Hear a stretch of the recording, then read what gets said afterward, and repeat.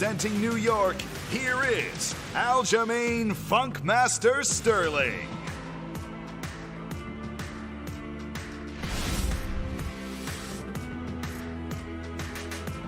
His opponent, the reigning UFC bantamweight champion, a Russian force who's run through each of his last 10 opponents to wrap UFC gold around his waist. Introducing Petr No Mercy Jan.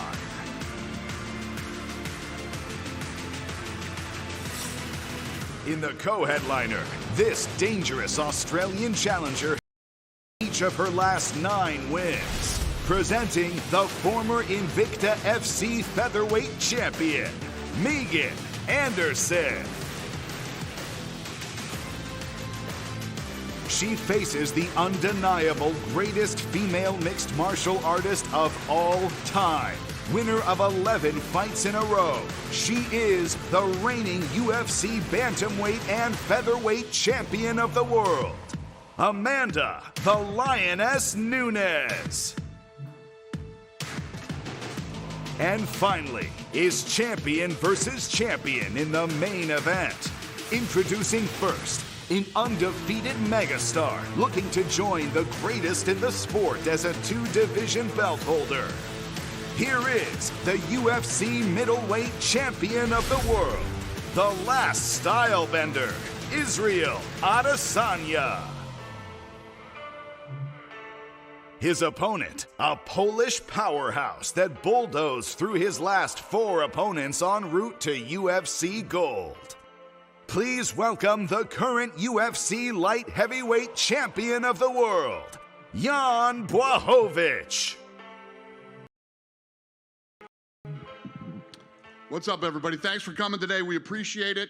Due to COVID protocols, Edwards and Muhammad aren't here today. Nothing that's going to stop the fight or anything. They both had COVID. Who's got the first question? Israel, if we could start with you, please. I mean, from the time you came into the UFC, you've been promising greatness, right? And you've delivered on it over and over. But, man, this is a big step up. You know, the legendary Polish power, the size. I mean, at any part along the way of prepping here, did you sit back and say, oh, my God, what have we done here? Have we bitten off more than we can chew in this one? Never. Yeah, I got a big mouth, so I can eat a lot. For me, this is exactly, like you said, what I've always predicted to do in this game is change the game, change history. And I came in here just over 3 years ago, and look what I've done so far. And I got a long way to go. And that interests me too, right? Because you've said that, hey, after this, if you win, you still want to go back and defend that middleweight title. But it's clear you have Jon Jones's attention. You know, you've teased moves to heavyweight as well. I mean, there's all these huge opportunities. So at that point, would another middleweight title defense even interest you? Or does it become about chasing, you know, the biggest opportunities available? Depends. But, yeah, middleweight's my division.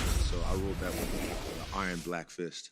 So, yeah, I'm going to go back down and handle business there depending on the lay of the land. But also I look ahead and see. I peek ahead. I don't look too far ahead because I've got this Viking in front of me. So, yeah, I'm looking straight at him. But, yeah, I peek ahead and just see what the lay of the land is and how I can change history again. And you talk about history. I mean, I've heard a lot of people say that you have the ability to transcend the sport, like Conor McGregor, you know, just become this massive global superstar, maybe even bigger than MMA. I mean, do you welcome that? Do you see that for yourself? Is that something that you want, a legacy like that? It's inevitable. It's inevitable. But I just have to get used to it. You know, I just have to accept it and not hide from the role that I'm in, not hide from the platform that I'm on. Because a lot of people get to the spot and then they start to like, you know, I've been here now. I'm like, shit. I mean, what did Kanye West say? Y'all can have it back sometimes. But I just accept it now, and it is what it is. I am who I am, so I just run with it. Thanks, Israel. I appreciate it. Jan, I wanted to ask you, I mean, you've been chasing this belt for a long time. Now you're up here defending it. Is the feel, is the emotion, is the energy any different now that you're finally the champion and they're having to come at you? You know, I'm just happy that I can, you know, defend my belt against someone like Israel. So that's it, you know. I'm happy, excited. I cannot wait, you know, to step inside the octagon and start, you know, fighting against him. Obviously, he's a fantastic striker, but he's moving up quite a bit, and he's going to be a lot smaller than you. Do you see him as a knockout threat? I mean, are you concerned that he could KO you, or do you feel like maybe the size is more of a factor than he's acknowledging. You know, I try to knock him out and you know, defend myself the best I can. I try to use my, you know, all power, my weight to wrestle, to take him down or, you know, just knock him out. We'll see, you know. But, you know, he is really good striker, so I have to be, you know, watch for everything because also he can knock me out. And everybody seems to be focused on what happens with Israel if he wins. You know, well, what happens with you if you win? I mean, you could certainly win this fight. So are you thinking, hey, I want to get Jon Jones' attention, or I want to, you know, think about moving up to heavyweight, or is it just, you know, defend the next light heavyweight? Yeah, I don't think right now about heavyweight. I think about 205. I want to, you know, defend my belt in Saturday. Then, you know, again in the 205. So we will see. First of all, I have to win against Israel. Fair enough. Thanks, Jan. And Dana, just quickly for you, I mean, I know you still got 9 months left in the year, but a lot of people are saying card of the year already. Can you just talk about putting this card together and like what made you decide we're going to do 3 title fights, we're going to blow this thing out of the water like this? Yeah, no, it just lined up that way. All these fights came together at the same time, and you know, the card is stacked. This is one of those cards that I'm excited about. It's got some good buzz. It's a fun card. A lot of good talent. Last thing for me, we've heard about, you know, Israel's visions and how quickly he's, you know, moved up in the sport. He talks about fighting in packed stadiums. I'm curious, you were talking about Florida, Texas has opened up this week. I mean, I'm curious if you've started talking to Texas, number one, and number two, if he wins, do you feel Israel is the type of talent that could sell out a stadium here in the United States as well? Yeah, I mean, if he keeps doing what he's doing and you know, continues to win, continues to break records and do these things, yeah, like he said, it's inevitable. And yes, as soon as the governor of Texas said that, I called. Dallas said no, and I'm working on Houston. So see if we can get Houston done. I want to go Texas ASAP. I'll go in the next 2-3 weeks. I'm ready to roll.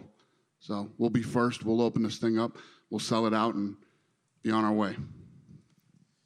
Amanda over here. Obviously, you've at this point fought everyone there is to fight. So I'm curious, what does Megan bring to the table that you haven't seen before? You know, every fight's completely different. So I feel like she have the reach advantage. She stalled. I feel like she's very dangerous. I feel like this is a huge thing in her game plan because she stalled and long. I feel like that can be a little difficult to figure it out. But the first exchange, if I find my time, everything, I will finish it. At this stage of your career, are those things like the height and the reach exciting things to try and challenge yourself with, to try and overcome? Definitely. I like to challenge myself. That's why I pick MMA, my sport. Challenge myself all the time. This is the fight is going to challenge me and bring all the best of me.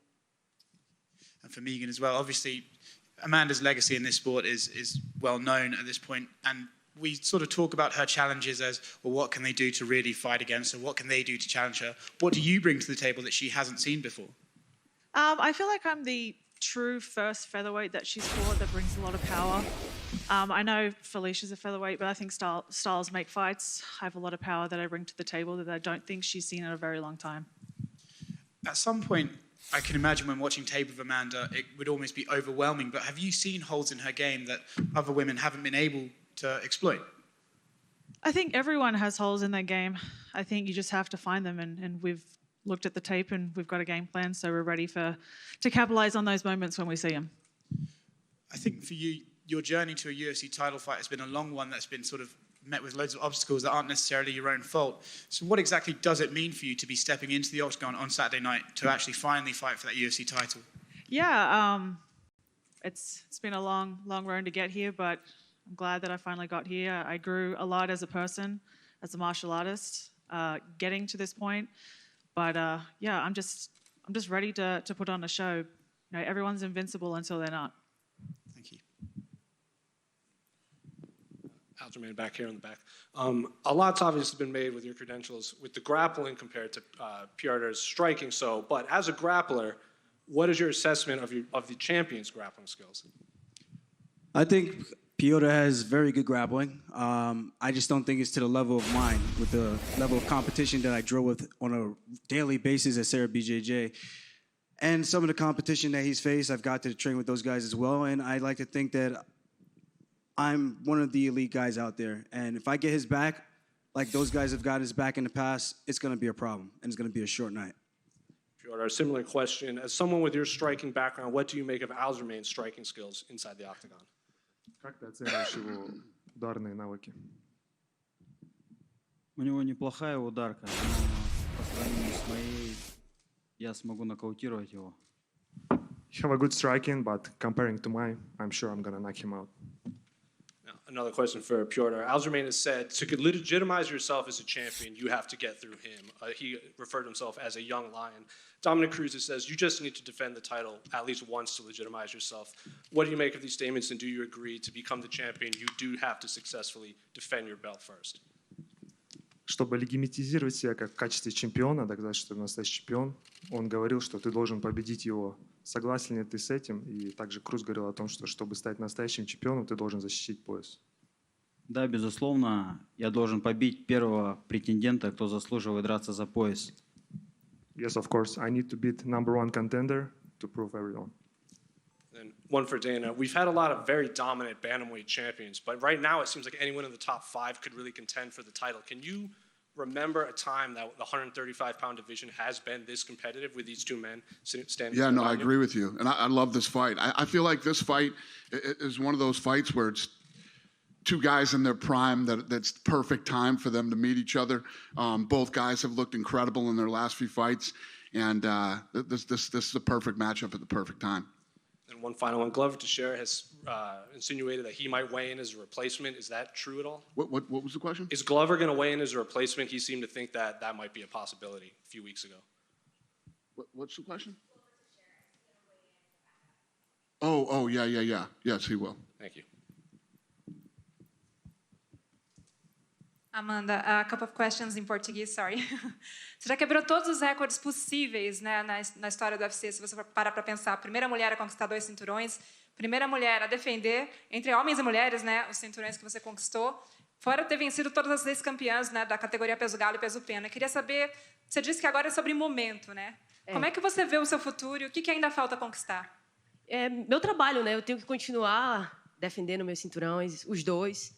Eu acho que eu tenho que continuar trabalhando. Eu acho que essa luta vai só memórias mesmo. E agora, daqui para frente, ver como é que o que vai acontecer na categoria de baixo, para ver qual vai ser minha próxima oponente. E lutar, continuar lutando. E agora com o Reagan, né? Quero que ela faça parte desses momentos comigo e continuar lutando. Acho que não tem mais o que realmente fazer. E sim, se a vida me mostrar algo, com certeza, eu vou agarrar com unhas e dentes. Como é que foi aquele primeiro momento que você levou ela no octógono ontem? A gente viu você e a Nina e a sua filha, né? Você disse que queria fazer algumas fotos com ela. Como é que foi esse momento? Foi mágico. Assim, eu nunca esperei, assim, nunca pensei, né, que eu ia passar por um momento desse em minha vida. Mas ontem foi mágico, assim, foi uma coisa surreal que eu desejo para todo mundo. Quem quiser ter uma filha, um filhinho, acho que é a melhor coisa que eu fiz na minha vida. I asked her first, like, what did she feels yesterday when she brought her kid to the octagon? You know, she wanted to make some memories. She said that was magic. It was the first time that she could actually be inside and take those pictures. That is something that she wants to do, and that's her moment right now. And the first question was, like, after all the records that she already broke in the UFC, what does she see in the future? And she said that she's looking into the division, the 135-pound division as well, to see what's going on. And then she wants to see if it's possible to defend the title. I just have one more question to Israel. You trained with André Galvão, and I want to know, like, how much did you improve your game since you started training? Yeah, I've been doing jiu-jitsu for a long time. I think in the jiu-jitsu world, they call it sandbagging because I haven't really been in the gi as often as I should. So when I went to Atos, being stuck in the United States towards the end of last year, my game stepped up in that 5 weeks. You have to. Like, I mean, someone in my position normally wouldn't really go to a public open school like that and then just openly get ragdolled by everyone. But then I figured, I sucked less at jiu-jitsu every day. And then by the second week, I was getting props on how my game in Nogi Angi was elevating. And yeah, there's some stuffs on the mat that stays on the mat. So yeah, just I'm getting there. I'm not where I need to be. Same with striking. I'm not where I need to be, but every day I'm getting better. And just for Petr Jan, if you could talk about doing his camp at American Top Team, how much that helped evolve your game as well. Насколько лагерь в American Top Team помог тебе стать лучше? Все было отлично. Каждый лагерь для меня что-то новое. Я стараюсь приобрести что-то новое. Я продемонстрирую это в субботу в бою. Everything went great. You know, every game I'm learning something new, and I will try to show it in my fight. I hope they teach you how to catch a mouse. Говорит, надеется, что тебя научили, как ловить мышку. Я мышей ловлю всю жизнь. I'm catching the mouse my whole life. Mouse don't strangle people, though. Ты одна из них, которая будешь поймана. And you're one of them. First one for Israel down here to your left. There's only been 5 double champions that have held the title at the same time, and one of them is a few feet away from you. Have you taken any inspiration, any motivation from some of the ones who've come before? For Israel? My bad. What was that? There's only been 5 double champions in UFC history as far as holding the title at the same time. One of them is just a few feet away from you. Have you taken any inspiration, motivation from any of the ones who came from before you? Have I? I guess so, yeah. It's a very elite, exclusive club, and I'm going to be the 5th one to join that club. And then just for Aljamain, you got announced from New York at this press conference. Obviously, you're a Long Island guy, but you did your camp this time at Extreme Couture. Why the change, and what are some of the things you've added to your game at Extreme Couture?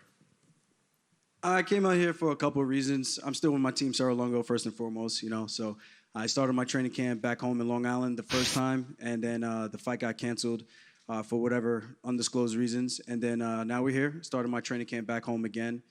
Got in shape with the UFC PI. They've been nothing but great to me, Bo and the whole team, Heather, Tara, those whole crew. And I don't take care of my body as well as I should, like a professional athlete. So coming here, it gives me the opportunity to utilize everything that Dana and the UFC gives us, So very fortunate to have that. And there's no real change other than the financial benefits that you get for living in Nevada. Got it. And then just for Dana, a couple. Good to see you. You mentioned Texas, that it's open now, and you said maybe even 2 or 3 weeks from now you go to Texas. UFC 260 is in 3 weeks. There's no chance that would actually be in Texas. Could there be? Could be. Really? Yeah, we'll see what happens. I'm ready to go. And maybe even... I'd move this one if we could. I'm ready to, listen, we still got a couple I told everybody when this opened up that I would be first and we would go first, and we will. So maybe next month as well, 261. There's no location for that yet. Maybe. Yeah.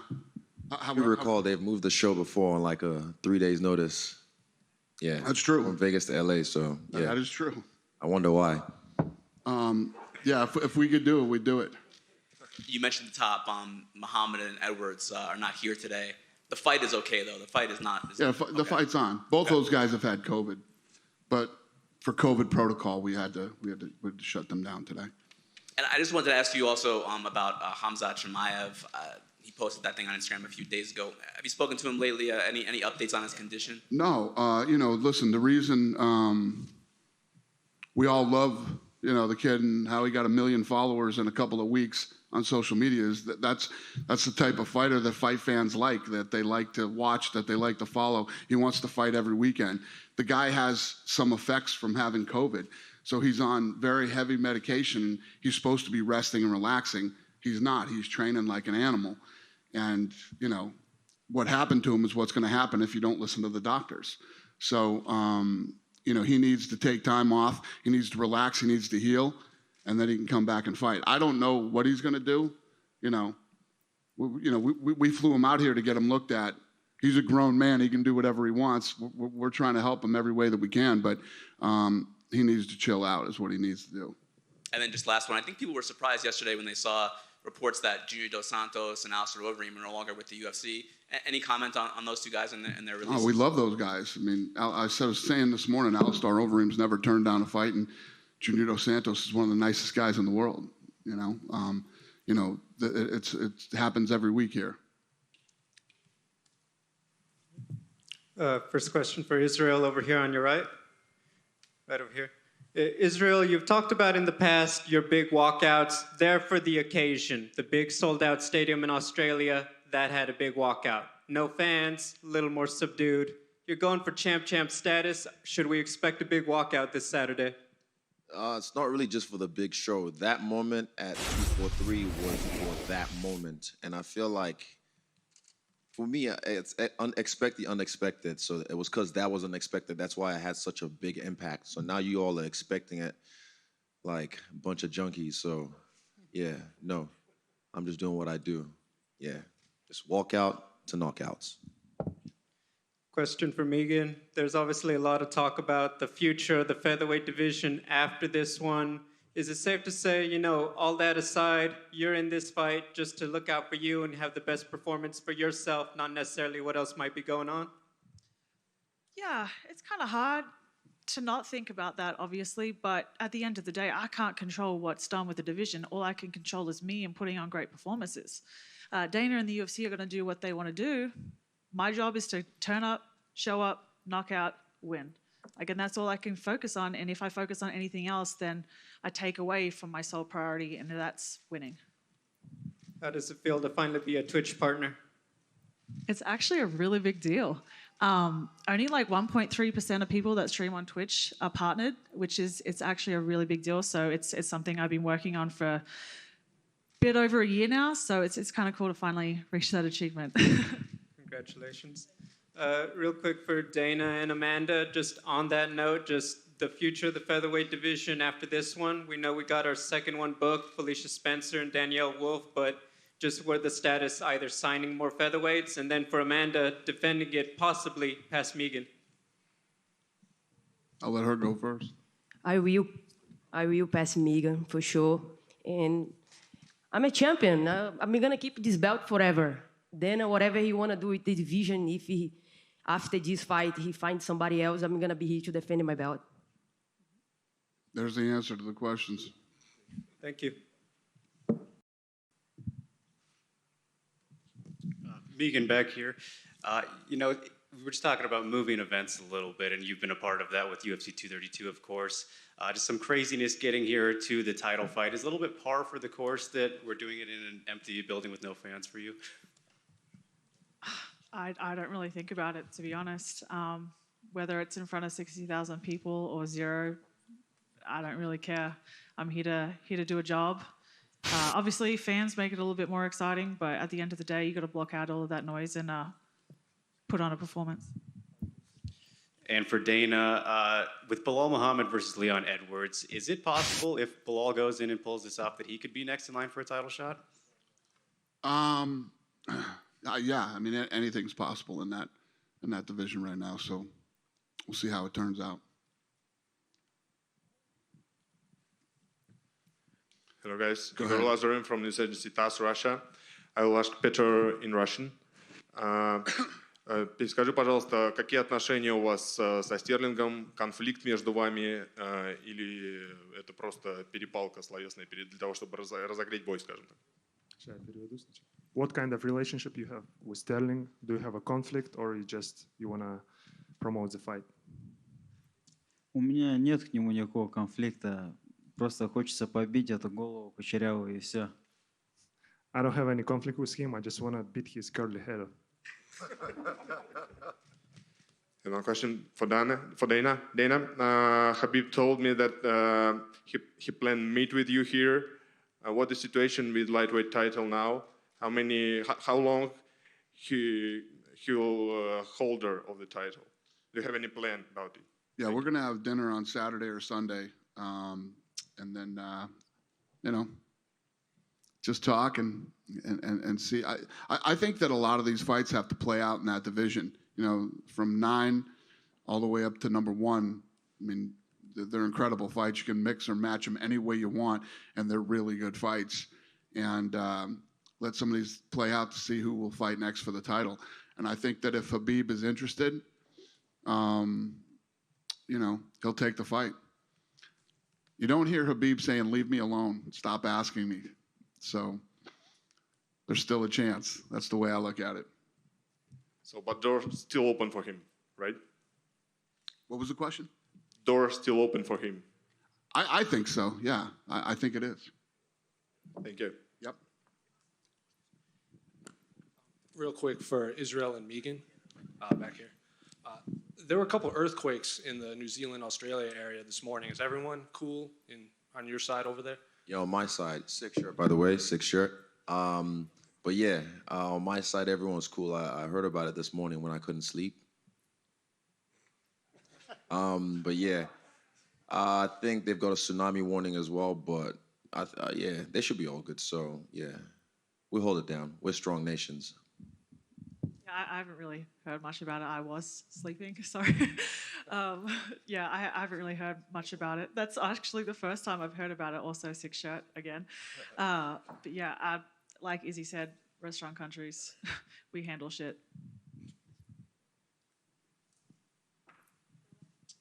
Got any more? Okay. Go ahead. Well, this will be the last question right here. Yes, okay. На русском вопрос Петру Яну. Петр, здравствуйте. Вопрос такой. Мераб Двалишвили рассказала, что вы пару дней назад пересекались с Аljamaiном в зале в перформанс-институт. Как прошла эта встреча, что вы сказали Aljamainu, что он вам сказал? So Merab Dvalishvili told reporters that you met Aljamain in Performance Institute a couple of days ago. How did this meeting went? Ну, я его не замечаю. Вообще, посмотрите на него. Он сейчас тоже, в принципе, сидит, как будто его и нет здесь. Он также и в зале был. Я его даже не понял, он это или не он. To be honest, I'm not really noticing him, even like here, you know. It's like he's here or not, you know, he doesn't seem visible to me. And question for we made eye contact. That was pretty much it. We acknowledge each other, and that's as far as it goes. Okay. You have another question? Yes. Go ahead. For you, for Dana White. Yeah. Would you potentially be interested in a fighter like Alexander Shlemenko? He is ex-Bellator champion. Would I be interested in what? Would you potentially be interested in a Russian fighter Alexander Shlemenko? He is ex-Bellator champion. Okay. Where does he fight now? He's in a fight night only for one fight. I don't know. Listen, I'm interested in anybody who has the potential to be the best in the world. So if he's one of those guys, then I'm interested. Because he is very popular in Russia. Okay. Yeah, I don't know about him, but if he has the potential to be here, I'm interested. Thank you. Thank you.